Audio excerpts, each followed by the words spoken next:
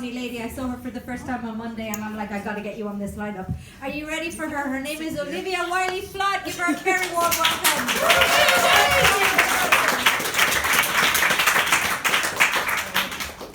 Hello, everybody. I don't think it's doing anything for me, but that's okay. Yeah, a lot closer.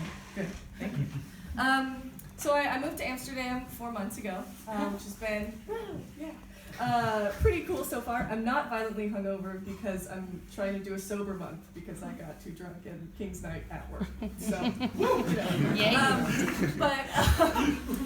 Amsterdam has been very cool so far. I've had a lot of great experiences. I've learned the full depth of shame that I'm capable of feeling. Largely after an elderly Dutch woman stared at me for 4 seconds because I spoke on public transit. Which I had not realized was a rule. It's very clear to me now that it is. I'm only slightly haunted by her piercing blue eyes, but that's okay. It's also one of the most complicated and expensive housing markets in the world, which I think is a little much from a city where it feels like 70% of the time it's just like lightly spitting on you. But that's okay, that's just like a small thing, it's fine. I had also decided that this was gonna be like a year of growth for me. I'm garbage. And I decided part of that was I was gonna do like a no dating thing because I've had some weird experiences dating that have affected me. I found even the perks of being a lady when you're dating aren't really perks. You're like, oh, I can't wait to outlive my life partner. 3 to 5 years at the very end. That'll be great. I've also like dated jerks on both ends of the nice guy spectrum. So like, there are like jerks who are just straight up jerks, but there are also guys who are like self-proclaimed feminists who also somehow manage to make that suck. So, like when you're kissing them, you can feel how proud of themselves they are because like they think you're a person. And there used to be this thing in high school where it was if you didn't know what to do with your tongue when you were making out, you should just write the alphabet. And with these guys, you can just feel them writing, "I'm not like the other boys." You're like, okay, I get it. You're special, Todd. You have sisters. It's also when they're going down on you. It's not that it's bad. It's more just like every time they come up, they look like they've just single-handedly closed the wage gap. It's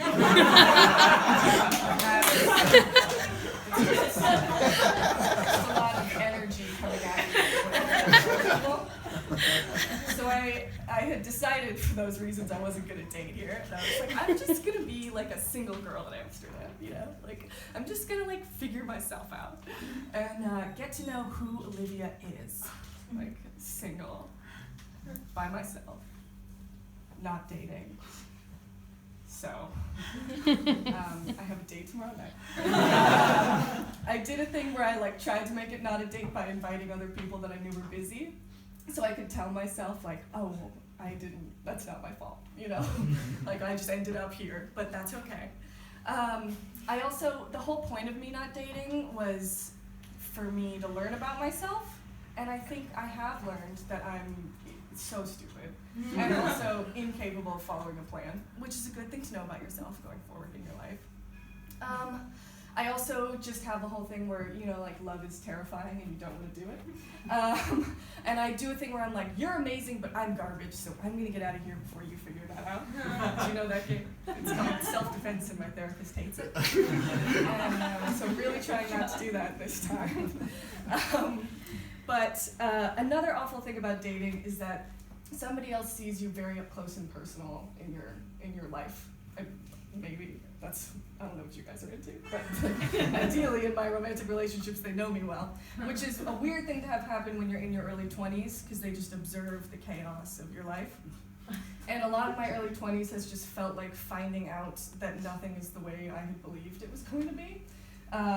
It feels like one moment after another of the feeling you get when you're texting someone platonically. Like there's no romance, you're just friends. And then out of nowhere, they just send you a winky face.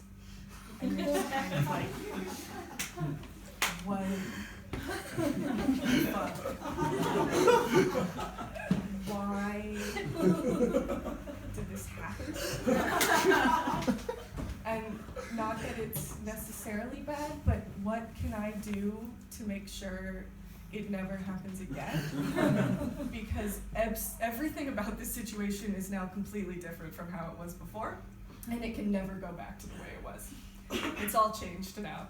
And so having somebody observe that very closely is really uncomfortable. It also, I think, it's hard to tell when you've matured. I've gotten a lot more zen about Candy Crush. I also work full-time as a waitress now, and I'm not good at it, but it doesn't matter because we're in the Netherlands. Standard is very low. I've noticed my dreams have changed a lot since coming into adulthood and being a waitress. Before I was a waitress, my dreams were I'm gonna move to a big city, and I'm gonna have a ton of friends, and I'm gonna be the life of the party. And now that I'm a full-time server, my dreams are what if I lived in a cave? And if anybody ever talked to me, they die. And that's it. That's the whole dream. So I feel like adulthood is going about as well as I thought it was going to. And that's my time.